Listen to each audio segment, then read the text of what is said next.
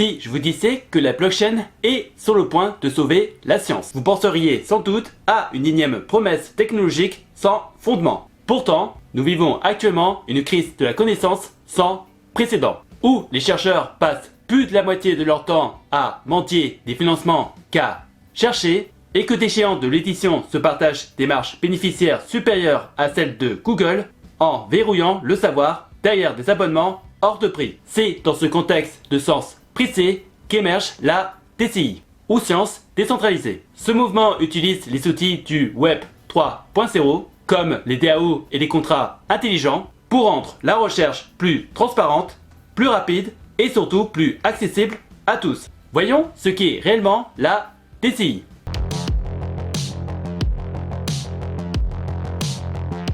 La DCI est avant tout un changement de paradigme qui vise à appliquer les principes de la finance décentralisée au monde académique. Aujourd'hui, le système traditionnel repose sur un modèle archaïque. Les chercheurs publient leurs travaux gratuitement dans des revues prestigieuses et ces articles sont revus par d'autres chercheurs, également gratuitement, avant de revendre l'accès à ces mêmes travaux aux universités pour des millions d'euros. La DCI propose de supprimer ces PH en utilisant des registres distribués pour garantir l'open access total. Dans ce nouveau modèle, chaque étape de la recherche, de la collecte de données à la publication, est inscrite sur la blockchain et accessible à n'importe quel citoyen du monde. On ne parle pas seulement de stocker des fichiers, mais de créer une infrastructure où les motivations financières sont enfin alignées avec la vérité scientifique plutôt qu'avec le prestige éditorial. L'un des plus gros problèmes de la DCI est celui de la crise de la reproduction. C'est une difficulté majeure où près de 70% des expériences scientifiques ne peuvent pas être reproduites par d'autres laboratoires. En forçant la transparence des données brutes, on permet une vérification en temps réel et une collaboration mondiale sans friction. Cela signifie par exemple qu'un chercheur à Singapour peut vérifier instantanément les calculs d'une équipe à Berlin sans attendre des mois une publication officielle. En utilisant des jetons d'incitation, on peut aussi rémunérer les pairs qui revisent les articles. Une tâche ingrate mais vitale qui est aujourd'hui totalement bénévole dans le système classique. En rendant la science plus fluide, la DCI ne fait pas qu'améliorer la gestion des données. Elle prépare surtout le terrain d'un tout nouveau système de financement qui pourrait bien faire sauter le verrou du manque de ressources budgétaires. Parlons de la finance dans la recherche médicale.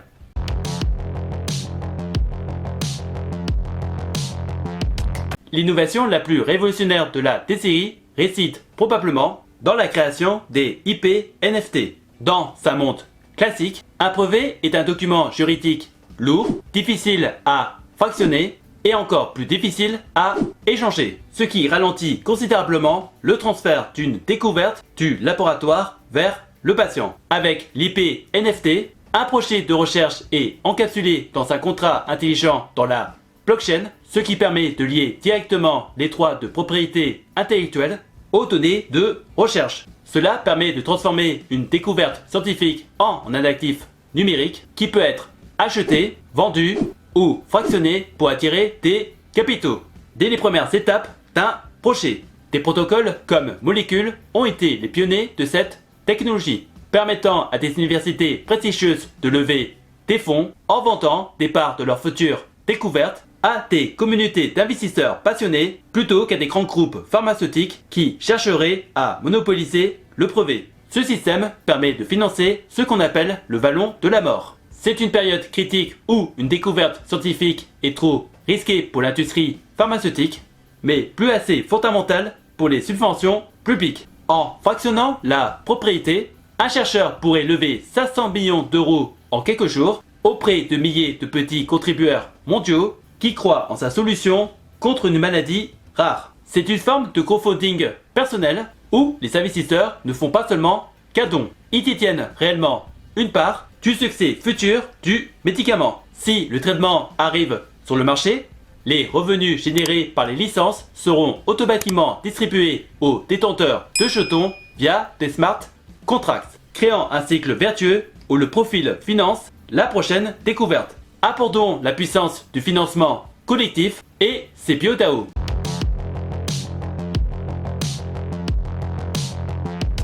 La force de frappe de la DCI s'incarne dans les PioDAO, qui sont des organisations autonomes décentralisées regroupant des experts, des patients et des investisseurs autour d'une thématique médicale précise. L'exemple le plus célèbre est sans doute le Vida DAO, une communauté qui se consacre exclusivement à la recherche sur la longévité et la lutte contre le vieillissement. Grâce à son jeton de gouvernance, les membres de la DAO votent directement pour choisir lesquels des projets doivent recevoir des financements, remplaçant ainsi les comités de subvention gouvernementaux, souvent lents et conservateurs. Vida DAO a déjà financé des dizaines de projets universitaires, prouvant que le collectif peut identifier des opportunités scientifiques avec une agilité que les institutions classiques n'ont pas. Ce modèle permet à des communautés de patients de prendre le contrôle de leur santé en finançant les recherches qui les concernent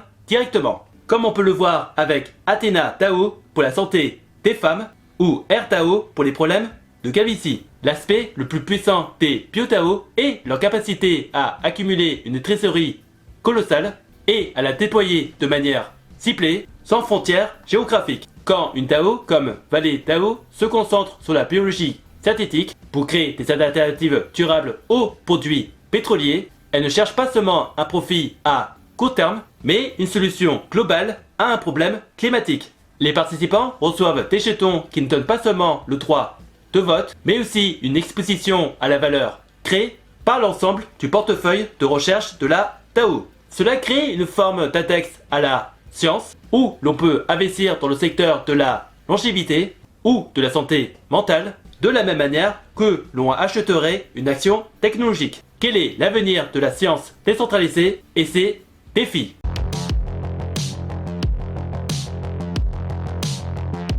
Malgré son potentiel, la DCI doit encore faire face à des défis de taille avant de devenir le standard de la recherche mondiale. Pour les autorités comme la FDA ou l'EMA, la DCI est un concept totalement nouveau. Ces organismes ont du mal à s'y adapter car les essais cliniques sont financés et détenus de manière décentralisée via une blockchain et une technologie avec laquelle ils ne sont pas encore familiers. Il y a aussi la question de la qualité scientifique car si tout le monde peut financer n'importe quoi, alors le risque de voir des projets fantaisistes ou pseudo-scientifiques sera réel. C'est ici que la réputation numérique et les systèmes proof of personnel deviennent cruciaux pour garantir que les décisions de gouvernance restent entre les mains d'experts qualifiés. L'adoption par le monde académique traditionnel reste également lente, car de nombreux chercheurs craignent de s'éloigner des sentiers battus de la publication